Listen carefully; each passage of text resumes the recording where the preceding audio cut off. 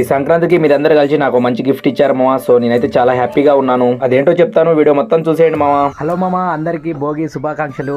Especially మన Andhra peoples కి భోగి, సంక్రాంతి, కనుమ శుభాకాంక్షలు. ఈ రోజు మొదటి రోజు కాబట్టి ఉదయాన్నే లేచి మా కాలనీ వాసులందరూ మొత్తం రంగుల ముగ్గులతో భోగి మంటలు వేశారు. నేను నిద్ర లేవడంతో అలా సరదాగా అందరిని పలకరించుకుంటూ వెళ్లి ఇంటికైతే తిరిగి వచ్చాను. ఈ రోజు మా హోమ్ మినిస్టర్ చేసిన ముగ్గు ఇదే మామ. చూడండి, చూడడానికి చాలా చండాలంగా ఉంది, కానీ బాగుందని చెప్పండి మామ, లేకపోతే ఈ రోజు అంతా ఏడుస్తుంది.